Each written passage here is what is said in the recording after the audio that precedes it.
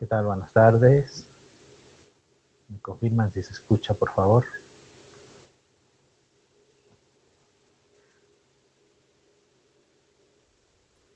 Sí se escucha, doctor. Gracias, gracias, Kitty. Muy bien. Eh, ¿Les parece si comenzamos o esperamos a más estudiantes?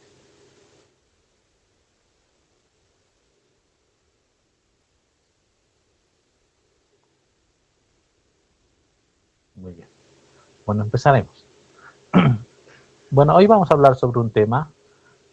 Vamos a dar inicio quizás a las teóricas del módulo de analgésicos. Um, Vamos a hablar sobre una familia que son los opioides, ¿ya? Estos medicamentos son medicamentos que utilizamos para aliviar un molesto síntoma, que en este caso es el dolor, ¿no?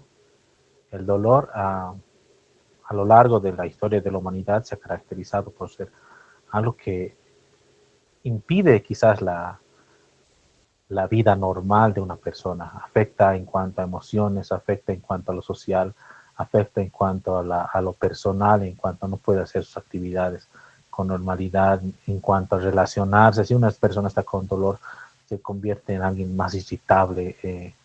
Miren, afecta en muchas capas de la parte humana de cada persona. Entonces, el hombre ha estado buscando maneras de poder aliviar esto, ¿no? A lo largo de la historia podemos ver, por ejemplo, cuando se querían hacer algún tipo de cirugías, el dolor era algo que impedía que se realizaran de manera eficaz, es decir, el paciente se podía mover, entonces no se podía actuar de la mejor manera. Por eso se ha tratado de buscar a lo largo de la historia formas de calmar esta molestia, este síntoma que impide eh, actuar cada persona. Entonces, imposibilita, se podría decir, incapacita muchas veces. Entonces, eh, entre estos medicamentos podemos hablar de que existen analgésicos, ¿no? Los analgésicos han llegado para actuar ya sea de manera local, es decir, en el sitio de la lesión, o actuar a nivel central, es decir, a nivel donde se percibe el dolor, donde llega a la parte consciente del dolor. Entonces, uh, hoy vamos a hablar sobre este tipo de medicamentos, ¿ya? Existen analgésicos de acción periférica y analgésicos de acción central. Los opioides son medicamentos que pueden actuar a estos dos niveles. Actúan si bien a nivel periférico y también a nivel central, ¿ya? Los AINES actúan solo a nivel periférico, en su mayoría, pero los opioides ya actúan a estos dos niveles. Y este medicamento no es ajeno a nuestra historia. Miren, uh, existen varias personalidades a lo largo de la historia que han caído, se podría decir, en la parte mala de estos medicamentos, de los opioides, que tienden a, tienden a tener una característica adictiva. Miren, en la foto que les muestro a continuación, tal vez para poder hablar un poco sobre ello, tenemos tres personajes. Tenemos a Kurt Cobain, tenemos a Heath Ledger y tenemos al Dr. House. Miren, es muy conocido que Kurt Cobain tenía una adicción a la heroína, el cual es un opioide que vamos a ver en esta clase. Así también Heath Ledger, que era un actor muy bueno, ¿no? Muy conocido, uh, también se dio a una adicción hacia este tipo de medicamentos. Obviamente junto a otras sustancias que existen en nuestro medio, pero la principal fue los opiáceos, ¿no? Los opioides.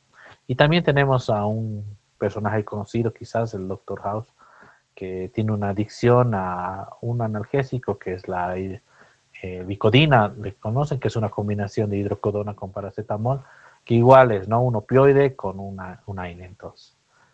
Entonces, estos opioides están en nuestro medio, están, si bien actuando de buena manera, también tienen sus efectos malos, ¿no? Sus efectos que pueden dañar a la humanidad. Entonces, actualmente vemos en Estados Unidos no sé si han podido ver una tipo de epidemia, dicen una epidemia zombie,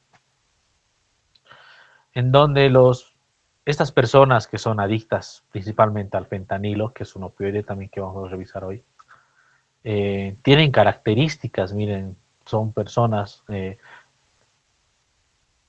parecen que están zombies, es decir, no tienen conciencia, están como en otro lugar, ¿no? Entonces, estos efectos también son efectos que tienen nuestros medicamentos, en este caso los opioides. ¿Y de dónde vienen esos medicamentos? El opioide viene principalmente de la flor denominada opio, ¿ya? Esta planta, esta flor,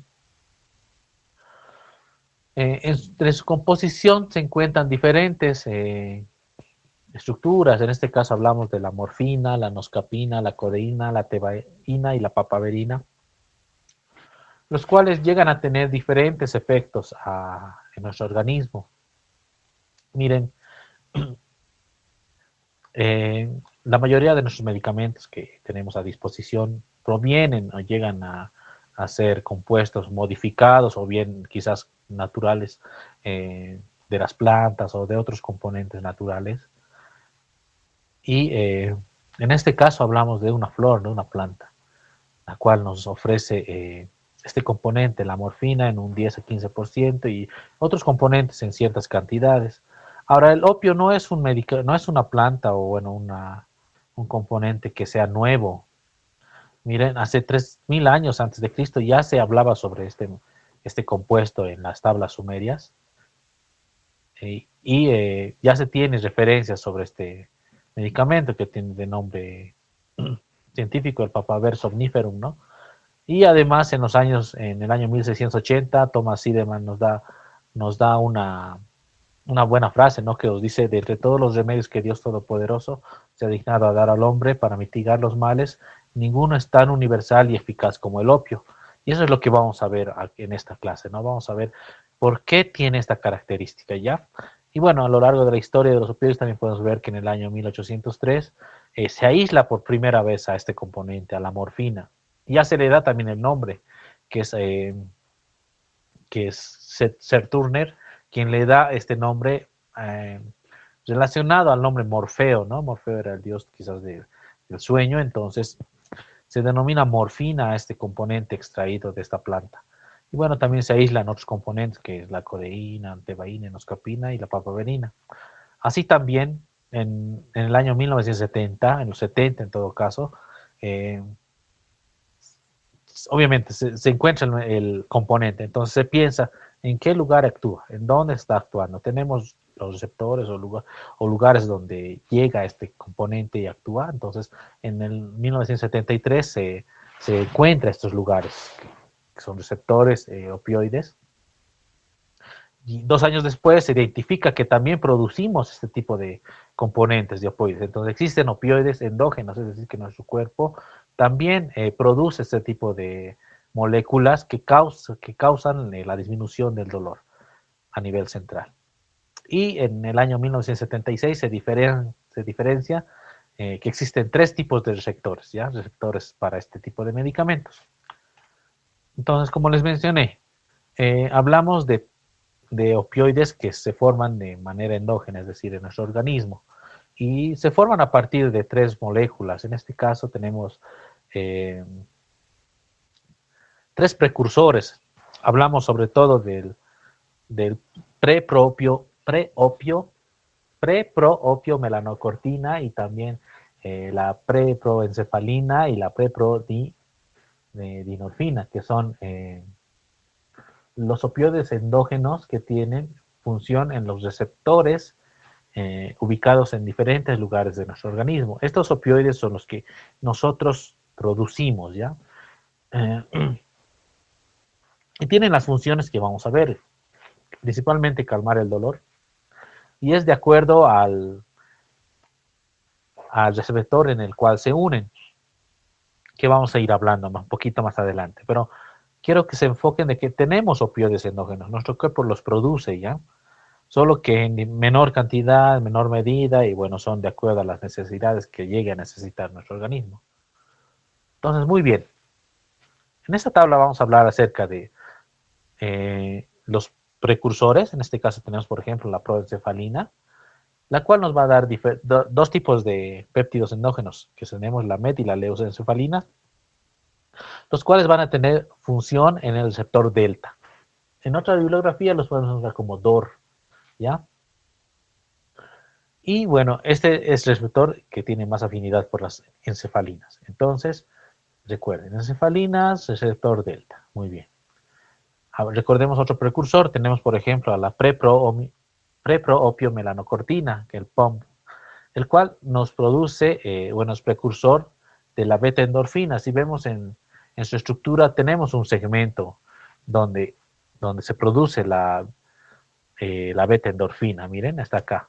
Entonces, esa beta endorfina, igual, es un ligando endógeno, es decir, un componente que producimos nosotros, endógeno quiere decir dentro, ¿no? Que se origina dentro de nosotros, endógeno, y tiene como receptor final el receptor mu. En otras bibliografías lo pueden encontrar como MOR, ¿ya? Además, también tenemos otro precursor, que es la prodinorfina. Esta prodinorfina es precursor de dinorfina, pro significa que es antes, no es un prototipo, es antes de la parte final. Entonces tenemos las dinorfinas, los cuales son A y B, que se unen. También tenemos la alfa-neoendorfina, los cuales se unen al receptor kappa. ¿Ya? En otras bibliografías lo tenemos como COR. Así también tenemos otro precursor que es la pronociceptina, ¿ya? Que es un precursor de la nociceptina, y este también produce la nociceptina y nos llega al receptor NOP. También tiene otro nombre, si no me equivoco es orfanina, orfaquinina, algo así es su nombre, orfanina si no me equivoco, que es otro nombre que recibe la nociceptina, ¿ya?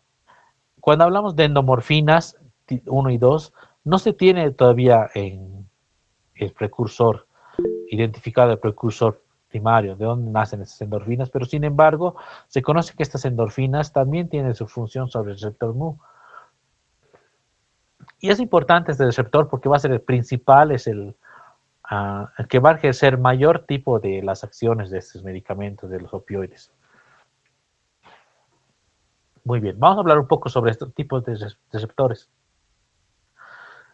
Esos receptores tienen subtipos, ¿ya? Por ejemplo, el MOR, que es el receptor mu, tiene dos subtipos, subtipo 1, subtipo 2, y como lo puse acá, que les mencioné que es el lugar principal donde van a actuar estos medicamentos, los opioides. ¿Y qué funciones van a tener? Por ejemplo, van a tener, les voy a mencionar eso un poco más adelante, pero vamos a ver subtipos, ¿ya? Por ejemplo, los receptores delta tienen igual dos subtipos, 1 y 2, que se encuentran localizados. Recuerden bien dónde están sus ubicaciones. El delta se encuentra, por ejemplo, en la periferia y en la corteza cerebral, ¿ya? Entonces sus funciones, sus efectos van a ser a este nivel, a nivel periférico y también a nivel de la corteza cerebral. También tenemos los receptores kappa. En este caso tienen tres subtipos, 1, 2 y 3. Y su función principalmente es a nivel espinal, ¿ya? Y produce un efecto que es la disforia. ¿Qué es la disforia?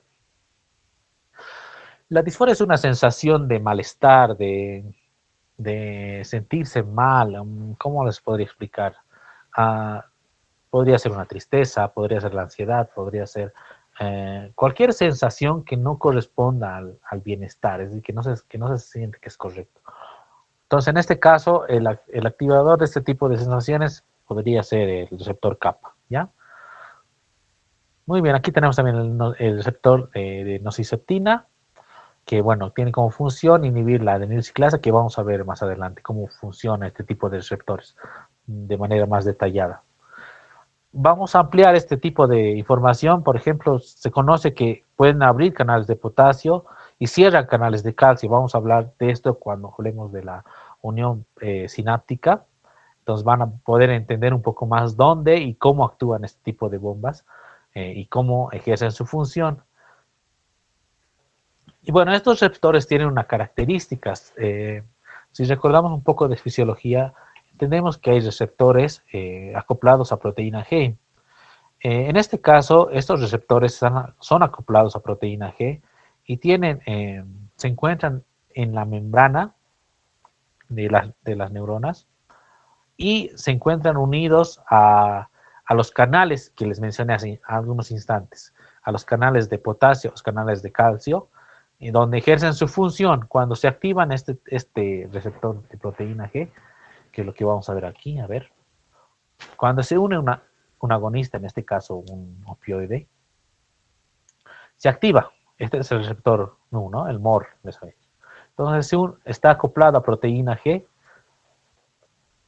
entre cuales tiene sus efectos, por ejemplo, se disocia de unas subunidades, que son la beta y la gamma. En cuanto a sus funciones, todo esto es molecular, ¿no? Es algo que tenemos que entender, esto es fisiología. Entonces, al tener este tipo de efectores, al disociarse de sus subunidades, activan los canales de potasio. ¿Ya? En este caso estamos hablando de la parte presináptica, no, posináptica. Entonces activan los canales de potasio y hacen que el potasio salga de la neurona y tiene un efecto dentro de la unión sináptica, que es lo que vamos a ver un poquito más adelante con los gráficos adecuados, obviamente. Pero quiero que entiendan esta parte. Miren, este acople del receptor con la proteína G es todo un mecanismo, miren, un mecanismo donde se disocia de un segmento, de unas subunidades, activa los canales y una vez que ya no tiene estas subunidades, se recicla este receptor. Es decir, entra a la célula, se añaden algunas características más y se recicla nuevamente el receptor y sale nuevamente hacia la membrana, en este caso de la célula nerviosa. Entonces, ¿qué tenemos? Tenemos que entender que para la traducción de señales, es decir, miren, el dolor tiene que viajar desde donde está ocurriendo la lesión, ya sea tisular o nerviosa, tiene que viajar hasta los centros nerviosos superiores. Y todo esto tiene una vía. Para ello tienen que recordar un poco de anato, por ejemplo, orificio, no sé si recuerdan, las fibras C, la parte del asta dorsal de la médula espinal, que son las vías del dolor, que son las que se encargan de llevar el dolor hacia centros superiores, ubicados en el bulbo raquídeo, ya sea en otras partes cerebrales que les voy a tratar de explicar un poco más adelante, pero quiero que tengan en cuenta de que existe ese mecanismo, que tiene que viajar el dolor desde donde está la lesión hasta el lugar donde se reconoce el dolor, es decir, es un viajecito. Y para ello utilizan las neuronas, ¿no? Utilizan los nervios. Y requieren diferentes electrolitos, en este caso el potasio y el calcio, que son los encargados de hiperpolarizar o cambiar el estado de las células nerviosas y activar este mecanismo de transmisión del dolor.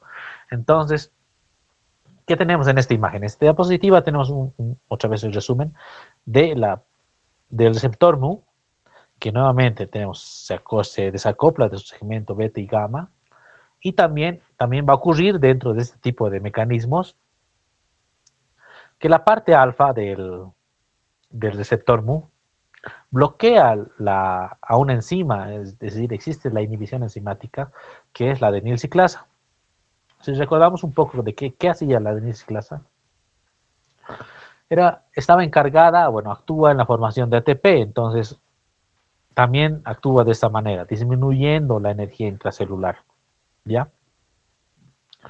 Y como les hablé, también existe la modulación iónica, es decir, que estas unidades beta y gamma también se encargan de llegar a los receptores de calcio y de potasio.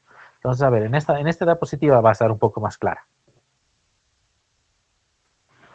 Tenemos al opioide, llega al receptor y activa este receptor, activa la proteína G, el cual va a tener las acciones que les mencioné anteriormente. Entre estas está la acción enzimática, la cual va a disminuir la acción de la adenilciclasa y por ende también va a reducir la producción del AMP cíclico, es decir, del ATP, y también la actividad de las proteínas quinasas A. Así también, esta activación de la proteína G en sus subunidades beta y gamma, ¿qué es lo que va a hacer? Va a llegar va a bloquear la parte presináptica. La parte presináptica es antes, ¿no?, de la unión postsináptica. Recuerden esta parte. Necesito que recuerden cómo es una sinapsis, ¿no? Tenemos una parte presináptica y una parte postsináptica. Entonces, ¿Qué es la sinapsis? La sinapsis no es más que el intercambio de neurotransmisores entre estos dos tipos de células nerviosas. Entonces, si se bloquea la parte donde salen eh, la sustancia, en este caso la sustancia P y el glutamato, por la parte presináptica, no llega el mensaje hacia la otra parte de la vía nerviosa. Entonces, este medicamento actúa bloqueando esa transmisión de neurotransmisores. En este caso, recordemos que en la neurona se necesita que se abran estos canales de calcio para que la neurona sea capaz de soltar estas vacuolas que tiene de sustancia P y glutamato, que son los neurotransmisores. Y si no se activan estos canales, no va a haber la salida de estos componentes dentro de la parte presináptica. Entonces, así también actúa en la parte posináptica. ¿Qué es lo que ocurre? Miren, para que una neurona tenga su acción, tiene que cambiar su polaridad, si se acuerda. Hay un efecto que tiene en este caso el potasio, que activa, ¿no? Hiperpolariza a la neurona. Entonces, ¿qué ocasionamos aquí? Hacemos de que dentro de la parte postsináptica también existen estos receptores. Entonces, en la parte postsináptica, la parte beta y gamma abren los canales de potasio. Pero estos canales de potasio, ¿qué hacen? Al abrirse, entra el potasio y se hiperpolariza. Entonces, la neurona ya no puede disparar la señal nerviosa. Entonces, ¿qué ocurre? Como resultado, tenemos un silenciamiento absoluto de la transmisión del dolor, en este caso, ¿no? A nivel cerebral o a nivel nervioso. Aquí nuevamente la imagen. Miren, recuerden, tenemos aquí la fibra C, que es la encargada del dolor, ¿ya? Que de transmitir el dolor. Entonces, ¿qué hace? Necesita que entre el calcio a la neurona para que ésta pueda soltar los neurotransmisores. Recuerden esto, ¿no? Recordamos esto, la parte de la sinapsis. Entonces, si no existe la posibilidad de que se abran esas vacuolas porque no hay calcio, se bloquean, entonces eso no van a salir. No existe la transmisión de los neurotransmisores. En este caso, como les mencioné, generalmente es glutamato y sustancia P, ¿ya? Así también, en la parte postsináptica, estas proteínas hacen que se abran los canales de potasio, ¿ya? Entonces el potasio sale de la célula, causa una hiperpolarización y la neurona no puede ejercer su acción. Entonces existe un bloqueo a este nivel. A este nivel es donde actúan los opioides, principalmente. ¿Y cómo entendemos esto? Tenemos que recordar un poco de las vías del dolor. Recordemos un poco que existen generalmente dos tipos de lesiones. Ya tenemos la lesión ística y la lesión nerviosa. La lesión ística ocurre cuando se daña un tejido, un corte, una quemadura, un golpe, pónganse la lesión que quieran, ¿ya? A nivel tisular. ¿Qué ocurre? Tenemos la liberación de diferentes moléculas. Tenemos prostaglandinas, bradicininas, citoquinas, que son los que se liberan en ese lugar de la lesión. ¿Y qué ocurre? Estos componentes sensibilizan a los nervios, a los sistemas neuronales que están cerca del tejido dañado. ¿Y qué hacen? Tienen que subir desde donde estén a través de las fibras C o las A. Pueden subir por las vías nerviosas, por las vías ascendentes, y tienen que llegar ¿a dónde? A la médula espinal. Generalmente llegan al asta dorsal de la médula espinal, ¿ya?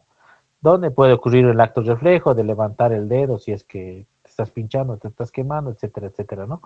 Pero tienen todavía que ascender un poco más. Y este sistema es a partir de una lesión ística. Entonces, ¿qué tenemos? Tenemos un dolor nociceptivo, es decir, la sensación de dolor por una lesión ística, la cual libera prostaglandinas, bradicininas, citoquinas, y existe una sensibilización periférica persistente. Mientras persista la lesión, va a permanecer el dolor. Entonces puede existir incluso hiperalgesia y dolor continuo, ¿ya? Esta es una lesión típica, una lesión ística, común. Sin embargo, tenemos otro tipo de lesión, tenemos las lesiones nerviosas. ¿Y qué ocurre en las lesiones nerviosas? Es lo conocido como un dolor neuropático, es decir, que el origen no se encuentra a nivel del tejido, sino que se encuentra en los mismos cables que conducen esta sensación. ¿Y por qué ocurre? Generalmente ocurre porque existe una degeneración de los nervios periféricos, es decir, un neuroma, un lugar donde haya dificultad, donde este nervio ya se encuentra dañado, es decir, y tiene que nuevamente subir, ¿no? Tiene que subir esta sensación hasta sistemas superiores. Entonces, ¿qué tenemos? Por ejemplo, tenemos aquí que el dolor neuropático, que es a partir de una lesión nerviosa, produce una degeneración, ¿no?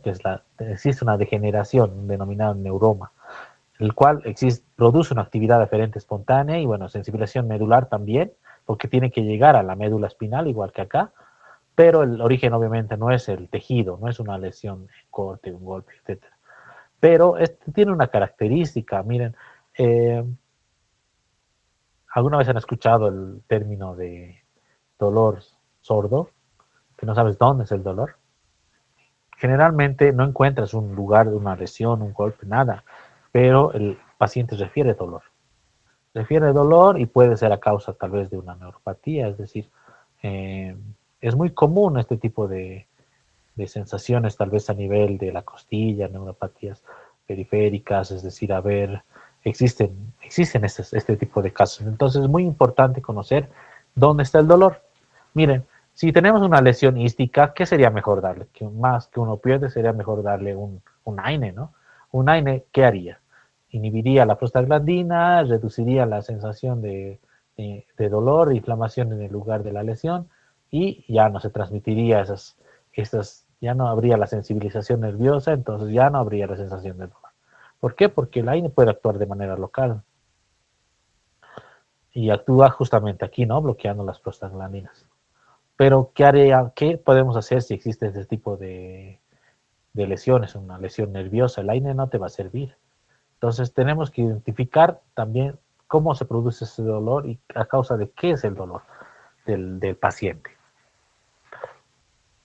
Un poco más recordando un poco de neuroanatomía, existen las denominadas vías del dolor, como les mencioné, y existen lugares donde tienen que llegar estas sensaciones.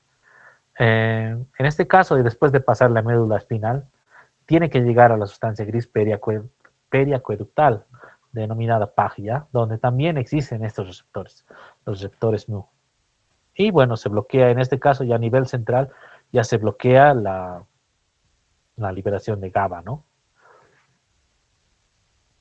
Y eso también ocurre a nivel de la médula espinal, bulbo raquídeo, que también existe la función de la GABA, actúa también a este nivel. Entonces tenemos que entender de que a nivel superiores ya son otros neurotransmisores, pero también se tienen estos receptores, los receptores mu. Nuevamente recordar cómo funciona el asta dorsal espinal, como les mencioné, es parte de la vía del dolor, como está aquí en la imagen. Obviamente aquí tenemos la sinapsis, ¿no? Donde estamos bloqueando los canales de potasio y la salida los canales de calcio y abriendo puertas de potasio. Entonces llega al asta dorsal, esta asta dorsal tiene que llegar al locus cerúleo, llega a la sustancia gris periacueductal y así, son niveles superiores ya, ¿no? Es decir, del sistema nervioso. También se ha visto que tiene relación con un circuito de recompensa, es decir, que, miren, cuando una persona tiene dolor, el hecho de ya no sentirlo produce una sensación de bienestar, ¿no? Produce liberación ya de otras sustancias a nivel cerebral, y lo cual activa ciertos lugares, ciertos centros de recompensa. Se habla de centros de recompensa. Justamente hablamos del núcleo accumbens, donde justamente mostrábamos, ¿no? Que la caída del GABA va a liberar un exceso de dopamina, ¿ya? Y genera esta señal, esta poderosa señal de recompensa a nivel del núcleo accumbens. Y hay que tener énfasis en esto porque si al consumir este tipo de medicamentos tu cerebro llega a sentir la sensación de bienestar, recuerden que la dopamina da esa sensación de premio, ¿no ve? De recompensa. Entonces, miren, el uso de estos medicamentos puede activar esta vía y es una parte muy potencial para que las personas lleguen a una adicción, ¿ya? Así también actúa en otros sitios, por ejemplo, la corteza prefrontal, podemos hablar el área tegmental ventral, donde se origina, ¿no?, la dopamina. Entonces, hay que tener en cuenta esto cuando hablamos de ese tipo de medicamentos, ¿ya? Porque generan, habíamos hablado al principio de que puede generar adicción. Entonces, estas personas quizás no entienden por qué no pueden dejar de tomar este medicamento, pero aquí está, bueno, tenemos las causas, las posibles causas, ¿no? Y obviamente esto se está estudiando aún más porque no está todavía bien claro cómo se tiene este potencial adictivo de estos medicamentos, pero ya se tienen ideas, ¿no? Ya se tienen algunas ideas. Y bueno, a ver, recordemos un poco, un pequeño resumen de lo que estamos viendo, de estos receptores opioides. Bueno, tenemos los receptores, ¿no? El mu, delta, kappa y la nociceptina, ¿ya? Recordemos, tenemos ligandos exógenos, es decir, componentes que nuestro organismo produce y que se unen preferentemente a cada uno de estos receptores. Las endorfinas, principalmente a los receptores mu, a las encefalinas al delta, las dinosfinas al kappa, la nociceptina al receptor de nociceptina, está sencillo. ¿Y qué tipo de funciones van a tener? Por ejemplo, los receptores mu, que se encuentran en nivel supraespinal, espinal, periférico, tienen esa característica de poder calmar el dolor a estos niveles, ¿ya? Recordemos que el receptor kappa tenía esa característica de poder causar disforia. Entonces puede causar una sensación de hiperalgesia o es algo paradójico porque puedes sentir incluso más dolor cuando cuando llega a este receptor, ¿ya? El dolor que sentías quizás era poco, pero si se activa este receptor puede ocasionar sensación de hiperalgesia, es decir, más dolor del que realmente tienes. Así también vamos a hablar acerca de que la activación de ese receptor del mu tiene una característica que no es muy agradable para el uso de este medicamento, que sería la depresión respiratoria, así también levemente el receptor delta, ¿ya? Una parte característica también que puede llegar a llevar al concepto de adicción, tal vez para la activación de este receptor, del receptor mu, receptor opioide mu, es que puede producir euforia. Miren, a diferencia de los demás receptores, el mu está relacionado con la euforia, ¿ya? Y nuevamente aquí en la tabla les puse la disforia, receptor kappa, ¿ya? Puede producir alucinaciones, hiperalgesia. Entonces, este receptor está relacionado con lo que menos queremos que nos ocasionen estos medicamentos, ¿ya? Y bueno, tenemos algunos agonistas que vamos a ir hablando más adelante, principalmente la morfina, ¿ya? ¿Qué tenemos en esta tabla? Otro resumen. Hablemos sobre los exógenos y los endógenos, ¿no? Los endógenos tenemos nuevamente endorfinas, encefalinas y dinorfinas. Muy bien. Exógenos podemos hablar podemos hablar un poco de los medicamentos. Tenemos los naturales, que son los que se extraen directamente de la amapola de opio, que es lo que les mostré al principio, ¿no ve? Que se podía obtener 10 a 15% de morfina.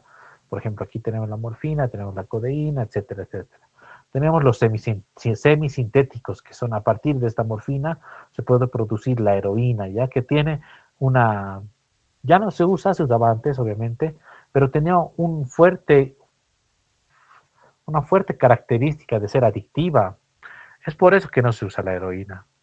Si bien ha salido, obviamente, de una parte, ha sido con el fin de ayudar, es decir, aumentar el potencial analgésico de estos medicamentos, pero se vio que tiene un potencial más aún hacia la adicción, ya más a la adicción, como les mostré en la primera imagen.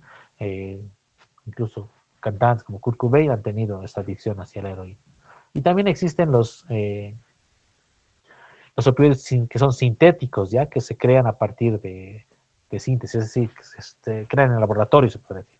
En este caso hablamos del fentanilo, ya que igual les mostré en la imagen, que es un medicamento que si bien en nuestro medio no es de venta libre, en otros lugares lo es, ya lo es, puedes comprar fentanilo como si nada. Y bueno, vamos a ir hablando sobre estas dificultades un poco más adelante, pero miren, podemos hablar sobre naturales, semisintéticos y sintéticos. Hay muchas formas diferentes de clasificar estos medicamentos, pero una de las principales serían estas, ¿no? De acuerdo a su origen. ¿Y qué es lo que van a hacer estos medicamentos? Miren, van a llegar a los receptores mu, kappa y delta. Y van a tener su efecto analgésico. Activan los receptores acoplados a proteína G, inhiben la adenosiclasa, como les mencioné, lo cual hace que se disminuya el ATP, es decir, la energía intracelular. Así también van a disminuir la conductancia de los canales de calcio, esto a nivel presináptico, recuerde, presináptico. Y ¿esto qué va a hacer? Va a disminuir la liberación de neurotransmisores que les había mencionado, el glutamato y la sustancia P. Así también la activación de estos receptores va a hacer que se active la conductancia de los canales de potasio, en este caso son postsinápticos, y se inhibe la neurona postsináptica de esta manera, ¿ya? Porque no puede llegar a su nivel para despolarizarse, entonces no se activa esta neurona. Así también van a ir bloqueo de la transmisión nerviosa. Aquí está justamente, hay menor liberación de sustancia P, glutamato a nivel nervioso, y bueno, ya, se inhibe la transmisión del dolor al cerebro. Es decir, el dolor no llega hasta el cerebro, se corta en las vías. El opioide corta la señal en las vías. Ya es como esos bloqueadores que tenemos ahora, no llega hasta su sitio de acción del producto. Entonces tenemos una inhibición de la transmisión del dolor hasta el cerebro. Muy bien. Entonces, ¿qué tenemos? Dentro, otra clasificación que pueden tener estos medicamentos, se hablan de los agonistas puros, los agonistas parciales, los agonistas mixtos y los antagonistas puros, ¿ya? El título de esta clase es agonistas y antagonistas. ¿Por qué? Porque, bueno, en nuestro medio no se tiene mucho de estos medicamentos, les cuento, de los agonistas parciales ni los agonistas mixtos. Sin embargo, obviamente tienen que estudiarlos, conocerlos, porque ustedes no se van a quedar al campo libre, van a salir afuera y van a necesitar conocer estos medicamentos. Entonces, miren, vamos a hablar sobre los agonistas puros. En este caso, el medicamento tipo, el que nos muestra, el principal, se podría decir, la base de todo, es la morfina, ¿ya? A partir de la morfina se han ido elaborando diferentes medicamentos, componentes sintéticos como el fentanilo, los cuales tienen una actividad máxima, la máxima actividad a nivel de los receptores mu. Entonces, miren, aquí tenemos la tablita donde tenemos la eficacia y la actividad. Al tope están la morfina, el fentanilo, que son los agonistas puros, la metadona también. Ya están al tope. Si hablamos sobre agonistas parciales, es decir, que no llegan hasta a ejercer todos los efectos que tiene la morfina, porque quiero recordarles que la morfina tiene, si bien tiene buenos efectos, también tiene malos, ¿ya? Sus efectos adversos, que entre los principales está, por ejemplo, la depresión respiratoria. Estos medicamentos, los que son agonistas parciales, carecen de esta capacidad máxima. Miren, su efecto no llega tanto al tope.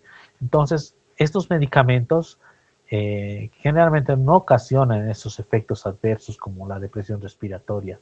En este caso podemos hablar de la buprenorfina, que tiene, bueno, como les mencioné aquí, alta afinidad, y bueno, su actividad no es máxima, es submáxima, se puede decir. Entonces solo actúa como un analgésico y ya, cumple su función, viene, cumple su función y ya, se va, ¿no? No hace nada de los efectos adversos. Si hablamos, por ejemplo, de los agonistas y antagonistas mixtos, estos medicamentos tienen entre sus características disminuir quizás la función de estos agonistas, disminuir la función de los otros medicamentos opioides.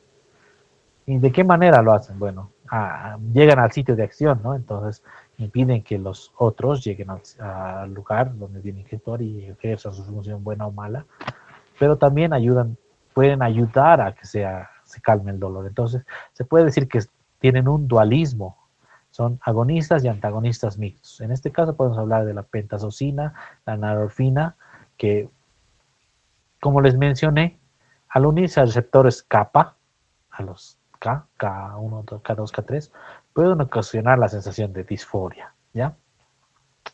Así también, como les digo, pueden unirse parcialmente a los receptores mu y así hacer su función de analgésicos, ¿no? Y bueno, tenemos el otro extremo, ¿no? Los antagonistas puros, es decir, no cumplen ninguna función analgésica. Sin embargo, nos sirven ¿para qué? Para impedir la acción de los opioides. Es decir,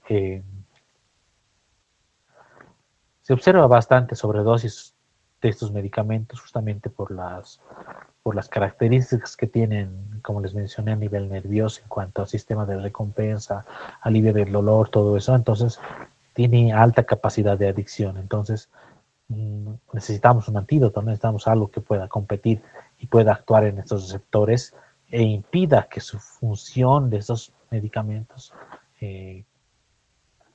termine con la vida del paciente, quizás, ¿no? Entonces, entre ellos hablamos de la naloxona, ¿ya? Entonces, ¿qué hacen? Ocupan el receptor, como les mencioné, no lo activan, pero desplazan a cualquier otro opioide, ¿ya? Lo desplazan, lo quitan de ese lugar. Aquí tenemos un poco de la farmacocinética de esos medicamentos. Hablemos un poco sobre la absorción. Estos medicamentos tienen bastantes presentaciones, es decir, existen en pastillas, existen en parches, existen en inyectables, existen en aerosoles. Entonces, miren, existe mucha disponibilidad de este medicamento. Entonces, ¿qué hace? Cuando hablamos de la absorción, muchos de ellos que son de vía oral, principalmente, como les mencioné, la morfina, tiene que pasar el primer paso, el del hígado, ¿no? Entonces, el hígado absorbe parte de este medicamento y deja en sangre solo una porción, que sería en este caso el 25%, cual hace su efecto. Y hablamos, por ejemplo, de otros opioides como la codeína, la metadona, que llegan a tener una disponibilidad del 60% en sangre. Entonces, hay que tener en cuenta estos factores de acuerdo a la función que queremos del medicamento. Miren, la morfina es un muy buen analgésico, pero si le das por vía oral, no te va a actuar de la mejor manera, ¿ya? Lo mejor es darle en bolos por vía intraparenteral y de esa manera va a cumplir mejor función. Sin embargo, tenemos otros opioides como la codeína que tiene mejor biodisponibilidad y cumple su acción de mejor manera, obviamente consumirlo por vía oral, ¿no? Entonces, ¿qué tenemos? Por ejemplo, tenemos otra presentación que es la transdérmica, que es la que se presenta en el fentanilo, que es la que va liberando el medicamento, ¿no? Por la parte cutánea. Y muchas veces es la que ha causado este tipo de adicciones en Estados Unidos, por ejemplo. ¿Qué hacen las personas? Agarran estos parches y los mastican como chica. Entonces, ¿qué es lo que hace esta función? Hace que el medicamento se absorba de mejor manera a través de la mucosa oral, pero la dosis es elevadísima, ¿no? Porque no es la dosis que se requiere. Al colocárselo en parche, esta dosis va liberando una dosis muy baja cada cierto tiempo. Entonces, no es la forma de utilizarlo, ¿verdad? En cuanto a la distribución, estos medicamentos tienen una característica que es el fácil acceso a través de la barrera hematoencefálica. Entonces, medicamentos, en este caso la heroína y el fentanilo, son los que cruzan con más rapidez esta barrera. Entonces ejercen su efecto a nivel central de mejor manera, de mayor medida, porque cruzan esta barrera, ¿no? Entonces, es por eso que estos medicamentos tienden a tener esa característica también adictiva, ¿no? La heroína y el fentanilo. Si hablamos sobre el metabolismo en la vía hepática, la morfina tiene que llegar y convertirse en diferentes componentes para ejercer su acción. En este caso hablamos de la M6G, que la voy a desarrollar un poco más adelante, que es la que actúa, ¿no? Que es la que hace su acción. Y también tenemos la parte como la eliminan, la excreta como M3G, que es otro componente que se va por la vía renal, aquí en excreción, por ejemplo, se va por la vía renal en 24 horas y bueno, puede ser medida, ¿no? Por efectos legales, que se sospechos de doping en este caso, o el uso de este medicamento con otros fines, entonces se elimina por vía renal. La mayoría de estos medicamentos, como por ejemplo la codeína, tiene que llegar a convertirse a morfina en nivel hepático, que es algo que voy a mostrar un poco más adelante, para ejercer su función. ¿Ya? Entonces se podría decir que la codeína es una eh, tiene que convertirse, no está todavía estructurada para ejercer su acción, sin embargo depende del hígado para ejercer esta función, ¿ya? Y bueno, la heroína nuevamente se convierte también en morfina, tienen que llegar a convertirse en morfina a nivel hepático, y por eso es que se llega a detectar esto, ¿no? Por si es que se sospecha de uso de estas drogas para el doping, ¿no? Entonces, la excreción renal sería la vía para identificarlas. Muy bien, hablemos un poco de los efectos sistémicos de estos opioides. A nivel vulvar, como les mencioné, tienen la facilidad de llegar a estos lugares superiores del sistema nervioso. ¿Qué es lo que hacen? ¿No? Producen una depresión en la sensibilidad del dióxido de carbono. ¿Y qué ocurre con esto? Recuerden que a nivel central tenemos receptores, ¿no?, que miden el dióxido de carbono. Y si estos receptores ya no funcionan de manera correcta, ¿qué es lo que creen que ocurre?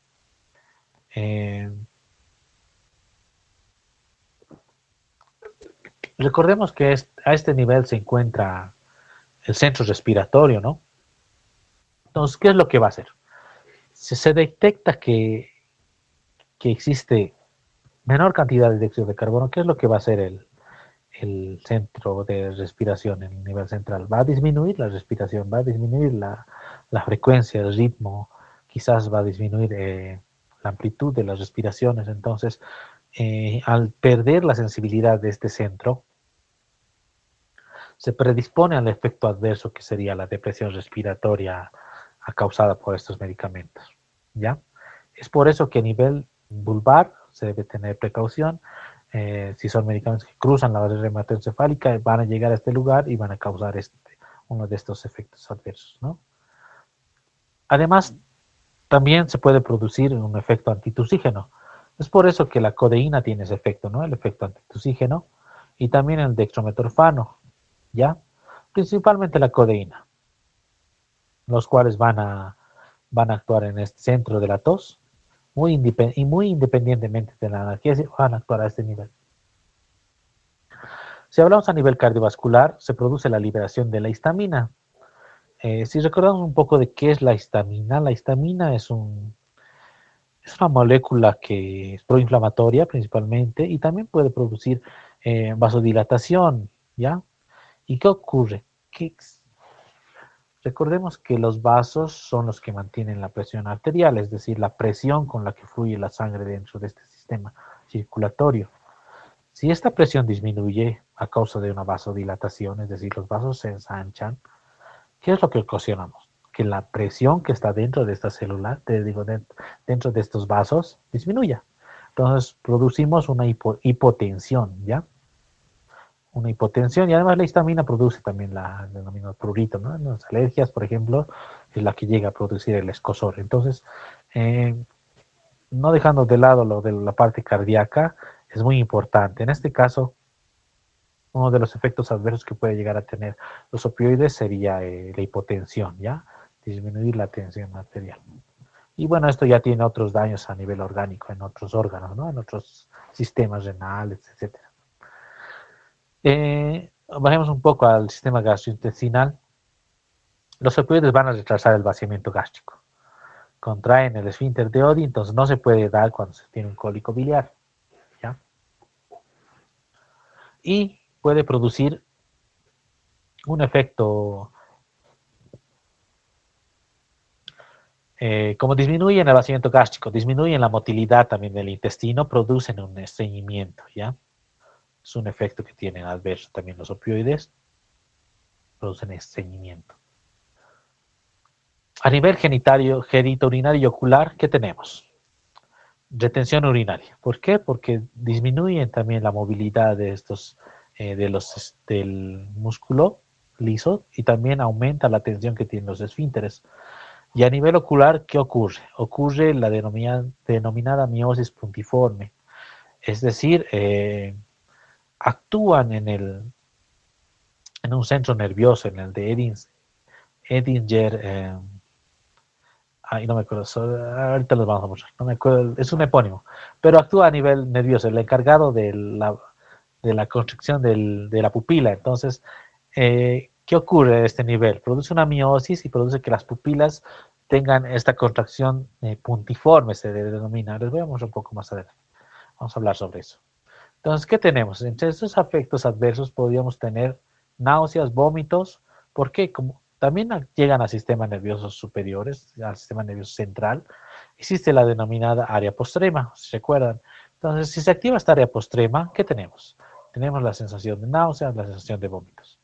Así también, al inhibir sensaciones, porque no solo inhiben las sensaciones, bueno, la transmisión del dolor desde las vías periféricas a nivel central, sino que también inhibe la comunicación nerviosa a nivel central. Entonces, ¿qué produce? Produce también somnolencia, confusión y bueno, si una persona que no tiene ningún dolor, si no tiene ninguna razón por la que consumir un opioide, puede generalmente producirse, puede generalmente tener este tipo de efectos, las náuseas, los vómitos, somnolencia, confusión, que son, digamos, la principal causa de intolerancia inicial. Es decir, la primera vez que tomas estos medicamentos, generalmente te pueden ocurrir estos efectos adversos.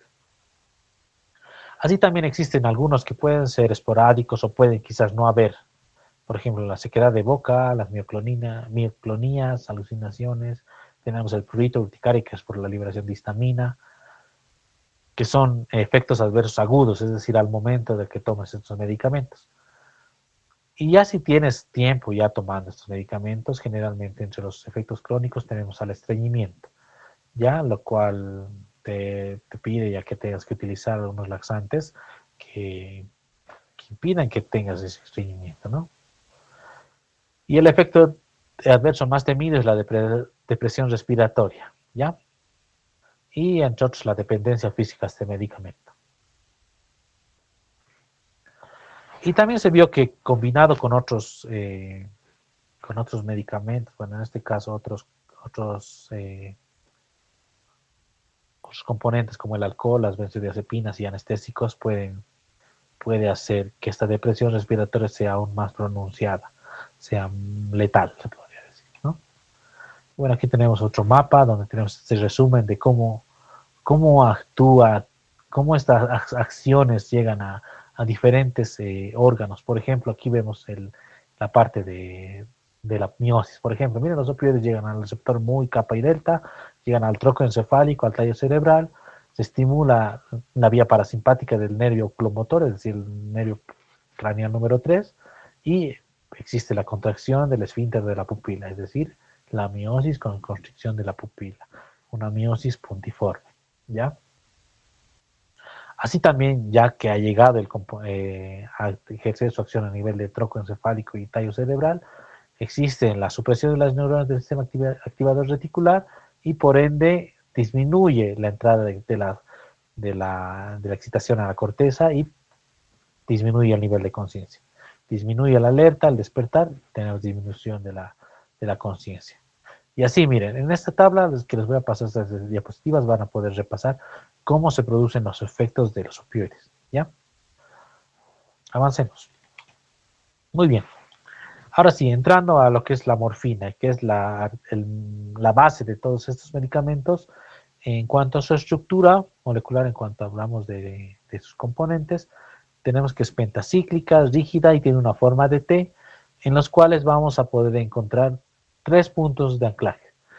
¿Cuál es la importancia de estos puntos? Miren, tenemos 3 puntos de anclaje, un nitrógeno terciario en la posición 17, un hidroxilo alcohólico en el carbono 6 y también un hidróxilo fenólico en el carbono 3.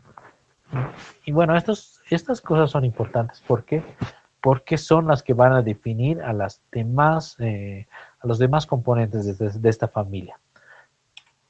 Esta tabla la tienen en el libro de Gullman y Gilman, en la cual se muestra, ¿no?, las modificaciones que tienen a nivel de estos 3 puntos, nivel 3, 6 y 7, los cuales van a cambiar con otros componentes y van a formarse nuevos. Por ejemplo, la heroína, tienen cambios a nivel 3 y 6, y estos cambios forman la molécula de la heroína. Y así con todos estos medicamentos. que provienen de la molécula, la base, que es la morfina. Así también quiero que vean la similitud que tiene la naloxona con la morfina. Es muy similar en algunos aspectos, cambian algunas secciones, la 6 y la 17, pero sin embargo mantiene una estructura similar y es por eso que se considera dentro de esta familia y también puede actuar en el receptor MU. Imagínense que fuera otra molécula diferente, no podría llegar a ese receptor y no podría cumplir su función, que sería la de inhibir la de los demás opioides al unirse a este receptor.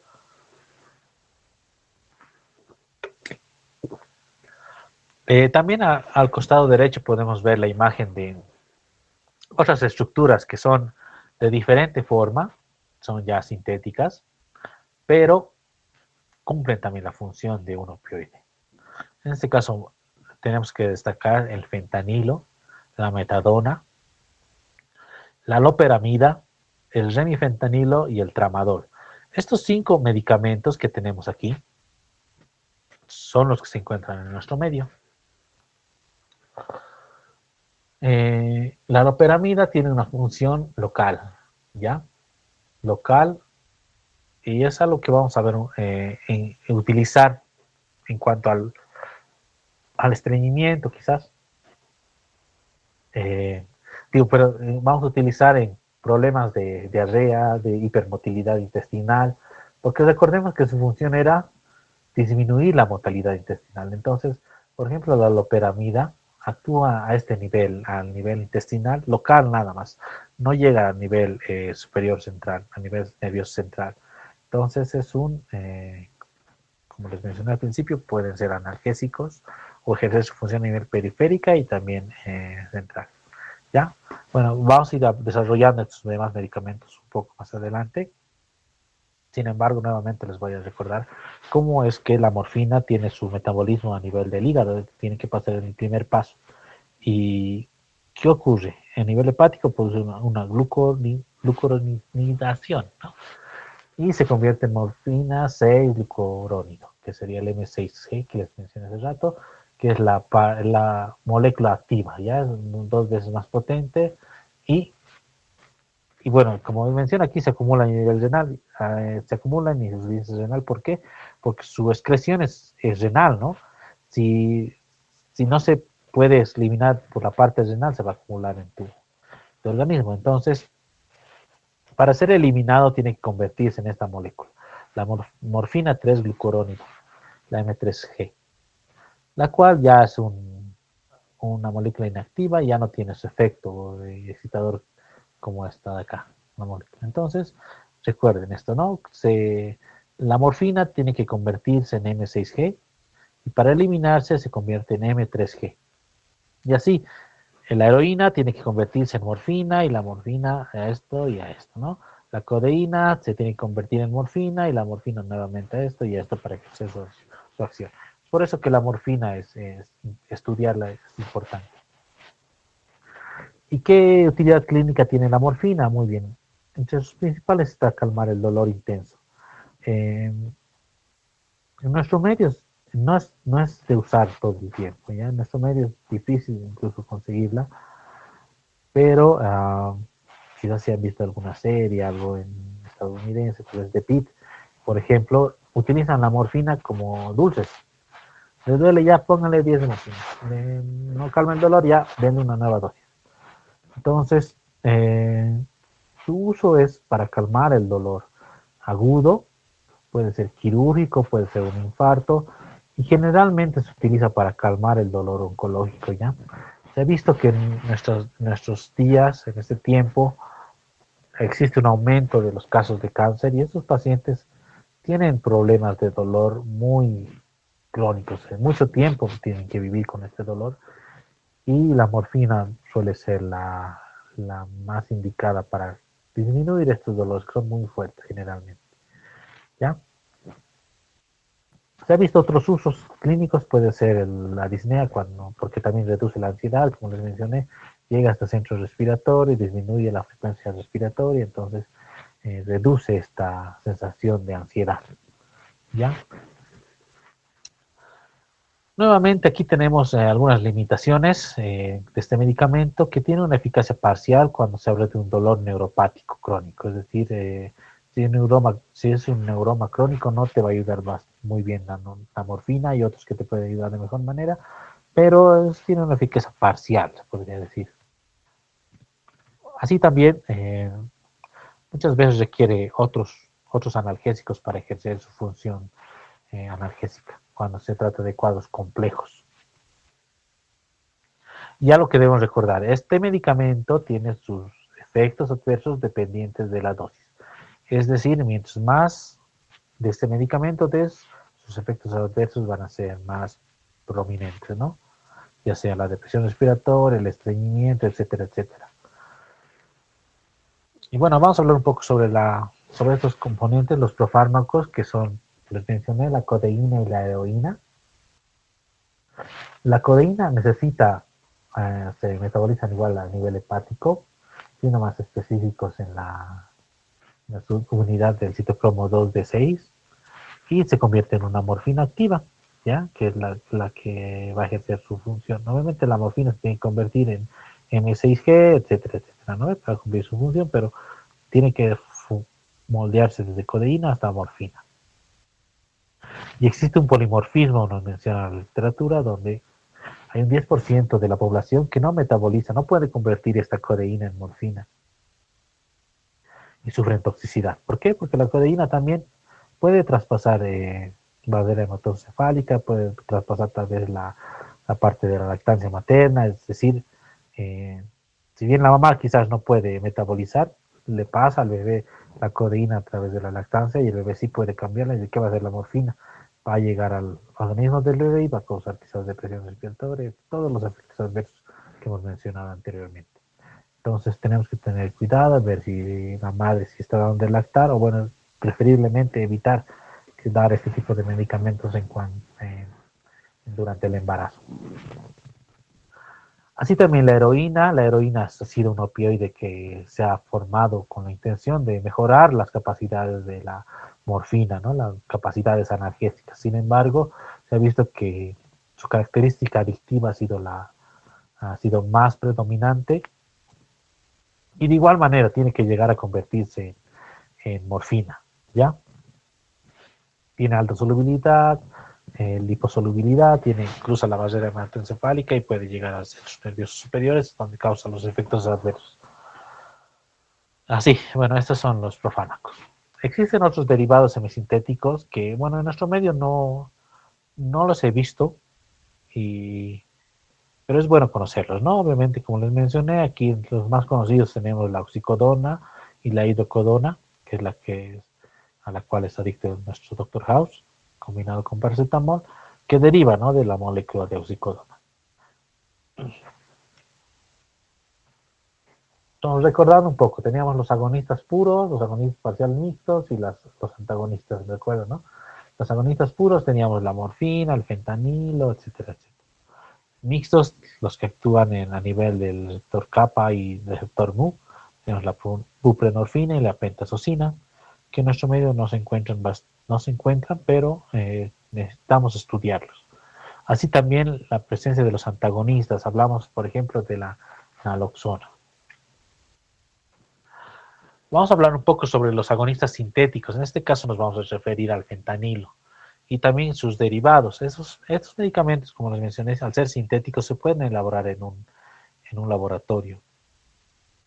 Y es por eso su facilidad, ¿no?, de poderlos producir, de que presenten, ¿cómo se diría? Esta facilidad de poder distribuirlos, es decir, existen laboratorios no certificados que pueden elaborarlos y pueden venderlos como una droga, ¿no? Como lo están haciendo en Estados Unidos. Y un efecto que tiene este fentanilo es que es 100 veces más potente que la morfina, entonces son dosis minúsculas, se miden microgramos sus dosis, sin embargo causan efectos muy similares a la morfina, 100 veces más poderosa que esta, ¿no? Entonces hablamos de que estos, además de una característica que tienen también estos, son que su acción es ultra corta, es decir, dura solo unos minutos hasta horas, ¿ya?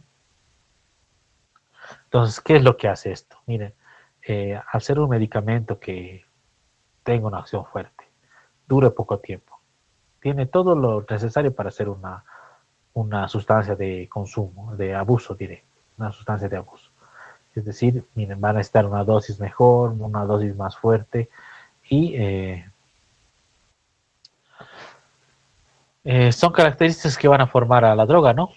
Bueno, entre sus características principales tenemos que es un analgésico potente, su uso puede ser parenteral, es decir, se puede inyectar, puede ser transmucoso o transdérmico, como les mencioné, los parches.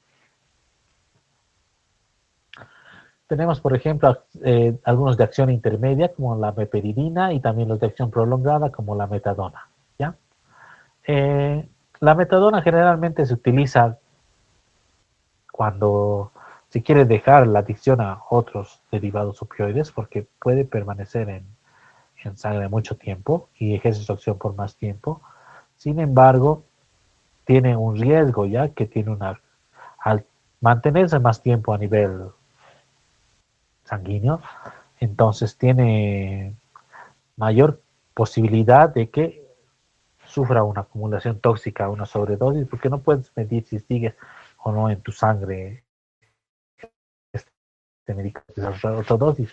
Por ejemplo, la metadona también ha sido un opioide de abuso, ¿no? Una sustancia de abuso.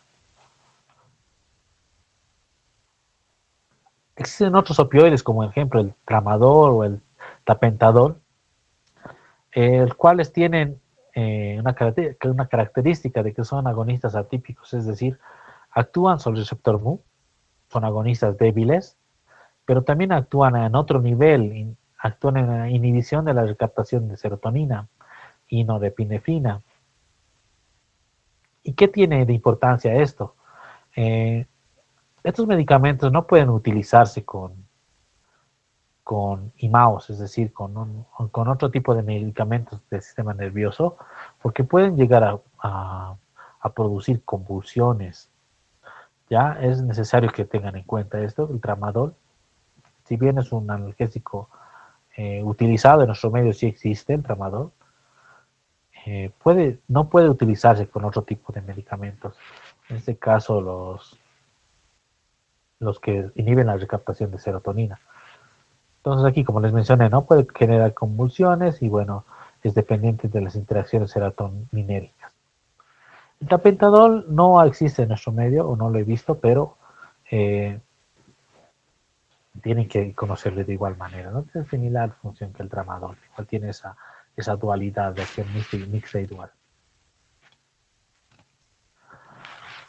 Vamos a saltar esto. A ver, de acuerdo a la vía en la que se coloquen estos medicamentos, van a tener una acción con el tiempo. Es decir, la morfina, si se da por vía epidural o intratecal, tiene una duración tiene un tiempo que tienes que esperar para que ejerza su función, ¿ya?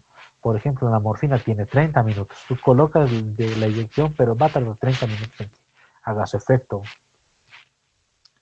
Y esta característica ha sido alterada, modificada, mejorada, se puede decir, cuando se hizo el fentanilo, es decir, necesita solo 5 minutos para que haga su efecto. Tiene un tiempo, una ventana aquí, digan ustedes, para que actúe menor, ¿no? En 5 minutos ya tienes al paciente calmado, sin dolor.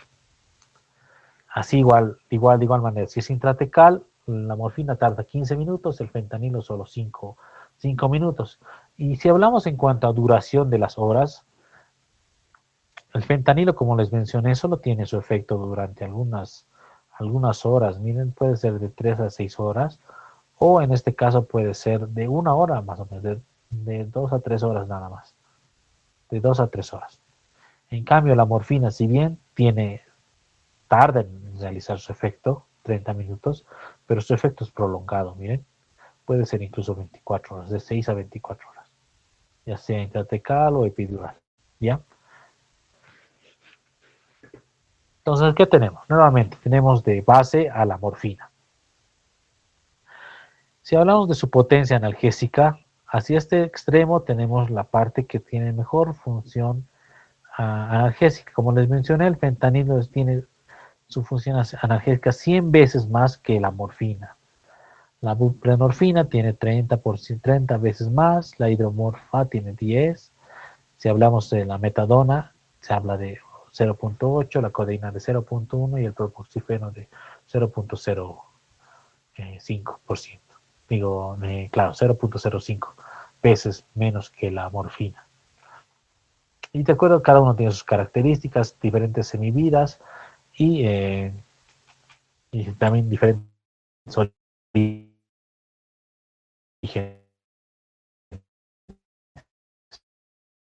de morfina, es decir, sus equivalentes. Si no tienes morfina para usar, puedes utilizar otros medicamentos que te tienen que multiplicar por la base que es la morfina, es decir, como les mencioné, la guía es la morfina y a partir de esta podemos calcular diferentes dosis de otros medicamentos para que tengan su función analgésica. En este caso tenemos que tener mucho cuidado si es que utilizamos la metadona, ya que su conversión no es lineal, ¿no? Es decir, por ejemplo, del óxido de 1 por 5, de la morfina, si tienes 20 de morfina por 1.5 sale 30. Entonces no es de esa manera. Tienes que modificar, no es lineal. Entonces, ¿por qué? Porque la metadona también tiene ese efecto. Si recordamos la tabla que hemos visto al principio de acciones de agonistas puros, la metadona tiene ese efecto de opioide puro, es decir, sobrepasa el techo seguro. Puede ocasionar sus efectos adversos a menor dosis, se puede decir. Entonces, tenemos que tener mucho cuidado si usamos droga. Y en este caso les muestro en pantalla lo que es la tríada clásica de una intoxicación por opioides, ¿ya? Tenemos, por ejemplo, el coma. El coma se debe a una depresión del sistema nervioso, como les mencioné anteriormente, y al medicamento ha llegado al sistema nervioso central, y ha disminuido la conciencia, es decir, pierde la conciencia el paciente, ¿ya? Además, debido a su función en el nivel del, del nervio pupiloconstrictor, entonces tenemos pupilas puntiformes, es decir, miosis, pero con pupilas de menor tamaño, puntiformes, es decir, de una puntita de la pupila la que se queda dentro del ojo, lo que se observa, y es por estimulación de los receptores Mu. Así también, como llegan también al sistema nervioso central, al centro respiratorio, disminuyen la frecuencia respiratoria, disminuyen la profundidad respiratoria, la amplitud de las respiraciones, porque el sistema no reconoce cómo está funcionando el dióxido de carbono, entonces hace que la respiración sea menor, la cantidad de la respiración, el ritmo disminuya, y además puede provocar también alteraciones, es decir, modificaciones de la respiración, una respiración aberrante. Y además una característica también que tienen los opioides, miren, puede actuar a nivel muscular, pero a nivel torácico. Pueden producir el denominado tórax de madera, es decir, los músculos respiratorios, el diafragma, los intercostales que ayudan a que se pueda expandir el tórax y permitir la respiración, impide que esos músculos también actúen. Entonces, por diferentes maneras, una sobredosis de opioides puede disminuir o puede producir una depresión respiratoria. ¿Ya? ¿Y qué tenemos que hacer en este caso? Si no estamos en el hospital, debemos llamar a emergencias. Lo principal es administrar el antídoto. Recuerden, el antídoto es la naloxona. El antídoto de los opioides es la naloxona. Y brindar también el soporte respiratorio al paciente. ¿Ya? Les mostré cómo la morfina y la naloxona, en este caso, bueno, podrían tener la misma arquitectura molecular. Y bueno, hablamos un poco sobre este medicamento. La naloxona tiene un inicio de acción rápida, es decir, cuando se utiliza este medicamento en este tipo de emergencias, cuando existe una sobredosis de opioides, se puede dar una dosis, se espera 5 minutos, 4 minutos, si no se tiene acción, se puede repetir la dosis, ¿ya? Y así, por 30, 45 minutos. Sin embargo, si no se tiene acción con naloxona, se debe sospechar quizás de otro tipo de intoxicaciones. Miren, Cuando estas personas toman estos medicamentos para eh, eliminarse de este mundo, quizás para desvivirse, muchas veces no lo hacen solo un medicamento, sino son muchos medicamentos que eh, podrían ser benzodiazepinas, podría ser incluso el alcohol. Miren, una cantante que murió quizás con una sobredosis fue Amy Winehouse, que sí principalmente fue una adicción hacia el alcohol, también consumía ese tipo de drogas, ¿no? Los opioides. Heath Ledger es un caso, claro. Heath Ledger, el Joker que les mostré al principio, él murió de una sobredosis, no solo de opioides, sino muchos otros medicamentos, en este caso alcohol, que como les mostré, también disminuye la capacidad de respiración del paciente. Entonces, tenemos que tener en cuenta que esto puede ser algo común, ¿no? La intoxicación por opioides, sí tenemos que tener el antídoto y cómo se usa, en este caso la naloxona, en mente, ¿no? Tiene que ser lo primero que tenemos que aparecer. ¿Y cómo actúa la naloxona? Recordemos, llega al receptor opioide y desplaza al opioide. Y este ya no ejerce su función dependiente de la proteína G, etcétera, etcétera, etcétera, ¿no? Entonces la naloxona actúa de esa manera. Ya, entonces recordemos, esto sirve para un rescate agudo. Tiene una semivida muy corta, 30-45 minutos, y se puede dar muchas veces hasta esperar. Ahora, si no, después de un tiempo prudente no se tiene respuesta, se puede sospechar de otro tipo de intoxicaciones. Los opioides tienen otro tipo también de acciones. Como les mencioné, aparte de calmar el dolor, algunos pueden ser antitusígenos y actúan en nivel central, en el centro de la tos. En este caso tenemos la codeína y el dextrometorfano, que son dos medicamentos eh, que pueden actuar en el centro de la tos. El dextrometorfano no tiene actividad analgésica, por eso no se utiliza para el dolor, pero sí como un jarabe para la tos. También tenemos una función de la morfina, que puede ser la antidisnea, que como les mencioné, como disminuye la frecuencia respiratoria, también da un poco de alivio en momentos de ansiedad, ¿ya? Y también disminuye el trabajo cardíaco del corazón cuando se encuentra en un distrés cardíaco. Ahora, como les mencioné, también la loperamida actúa a nivel intestinal, es un medicamento antidiarreico y astringente. No nervioso central porque no puede atravesar la barrera hematoencefálica, entonces solo ejerce su acción a nivel intestinal. Ya por eso se da como antidiarreico. Obviamente, eh, si es una diarrea causada por bacterias, hay que tratar la enfermedad base, ¿no? Que sería una infección bacteriana. Pero en este caso, si es una hipermotilidad intestinal, podría servirte muy bien la loperamida, ¿no? Así también existe el difenoxilato, que es una función similar a la loperamida. Les mencioné también que había, ¿no? Los agonistas mixtos, en este caso hablamos de la metilnaltrexona, que recordemos un poco de los efectos adversos que tenían los opioides. Tenían el estreñimiento, ¿verdad? Entonces, si la morfina ocasiona el problema, que es el estreñimiento, al dar una dosis de metilnaltrexona, esta va a llegar al intestino, ¿ya? Al intestino y a los receptores, en este caso MU, los va a inhibir, va a impedir que llegue la morfina a esos receptores y va a permitir el paso normal, el tránsito intestinal normal, y no tiene ningún efecto en contra de la analgesia que tiene la morfina. Entonces es un tratamiento que podemos, les mencioné, muchas veces la morfina se utiliza en tratamientos largos, prolongados, y que efecto tiene generalmente es el estreñimiento. Se puede añadir a este tratamiento la metilnal, el cual va a impedir que se produzca ese estreñimiento sin afectar la capacidad analgésica de la morfina, ¿ya? Entonces es por eso que tenemos que ver este tipo de antagonistas locales, si son antagonistas locales de los opioides. Igualmente el nalosecol.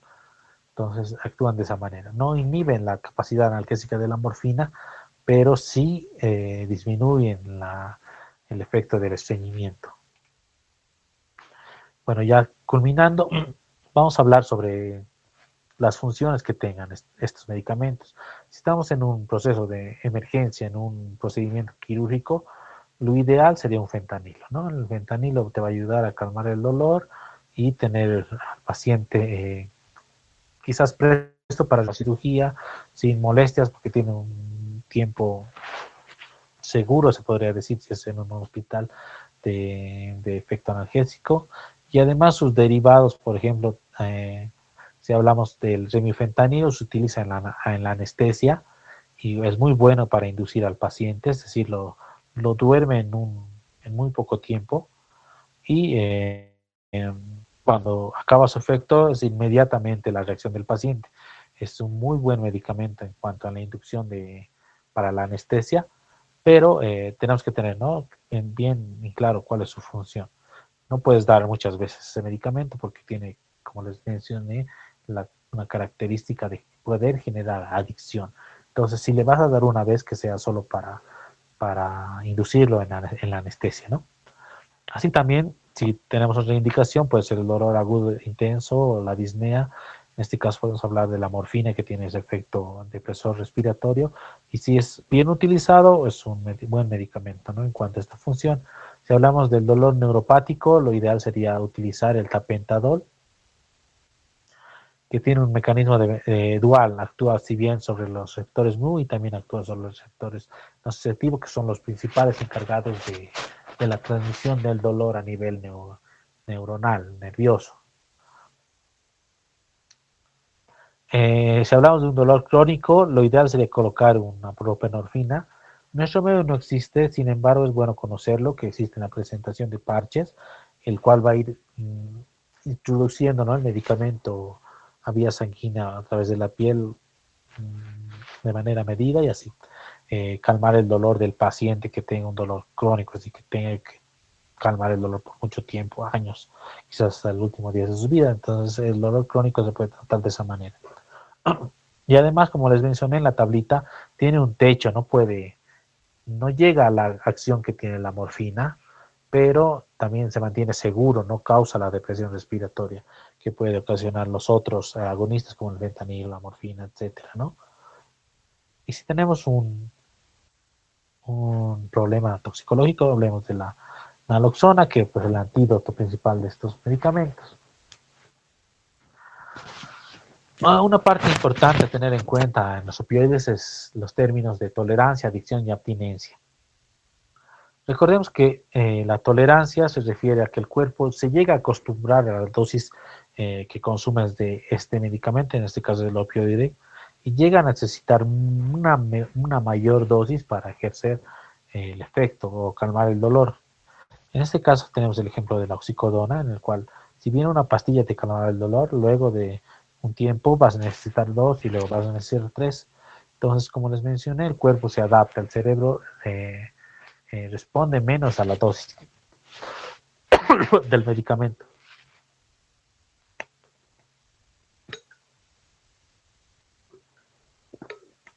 Y si bien ya se activan los mecanismos de recompensa, es decir, el paciente llega a desarrollar una adicción.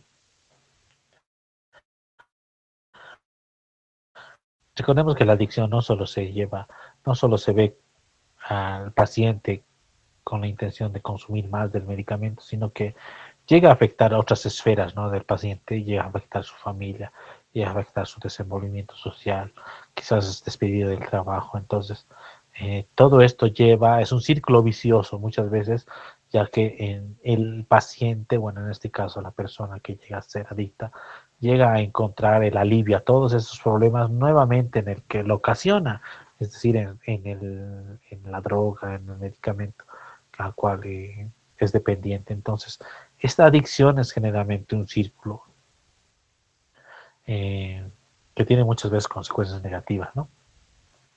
Y la abstinencia es cuando, si bien se ha retirado el consumo del medicamento, el cuerpo llega a desarrollar síntomas físicos y psicológicos. Por ejemplo, la ansiedad, tenemos las náuseas, el dolor muscular, los escalofríos, que son síntomas que pueden aparecer después de dejar aquel medicamento que estaba causando esta adicción, ¿ya? Entonces son términos que tenemos que tener en cuenta cuando hablamos de opioides: tolerancia, adicción y abstinencia. Aquí se los he puesto una tabla con resumiendo un poco de las características que tienen sus medicamentos, que los van a poder ver cuando les entregue estas diapositivas. Me gustaría que lo lean. Como les mencioné, estos medicamentos son algunos que vamos a utilizar toda la vida. Recordemos que el médico tiene como función, quizás muchas veces no podemos curar la enfermedad base, cáncer, llámese artritis, llámese el nombre que ustedes quieran, pero podemos ayudar a que el paciente tenga una mejor vida, ¿no? Llegue a tener, puede desenvolverse mejor en su área social, familiar, trabajo, etcétera, etcétera, porque muchas veces no queremos, no podemos vivir con el dolor, ¿no? Miren, si nos golpeamos el pie, ¿qué hacemos? Nos sentamos y descansamos, ¿no? Pero si ese dolor permanece todo el tiempo, días, meses, te va a impedir quizás hasta caminar, te va a impedir relacionarte con tu familia, quizás tenías que visitar a alguien, no vas a poder, te va a poner más irritable. Entonces, miren, el dolor es algo que debemos tratar, es decir, como si la causa tal vez no la podemos cambiar, debemos ser capaces de poder aliviar esta molestia, ¿no? Y bueno, el opio, los opioides han existido, como les mostré, desde hace tiempo. Se está entendiendo recién cómo se maneja.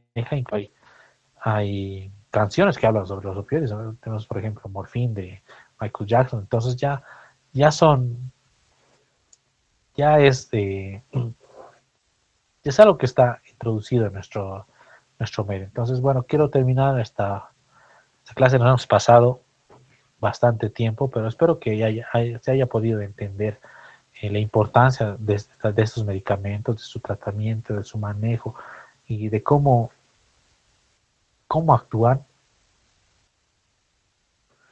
eh, y así puedan tenerlos mejor en su práctica clínica.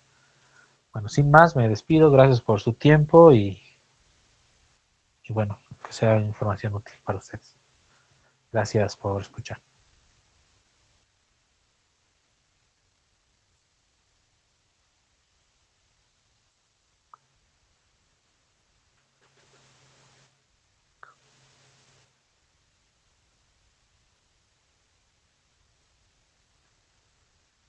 Bueno, me despido. Tengan buena noche, porque ya habéis ido de noche. Y bueno, hasta una siguiente teórica. Gracias. Hasta luego.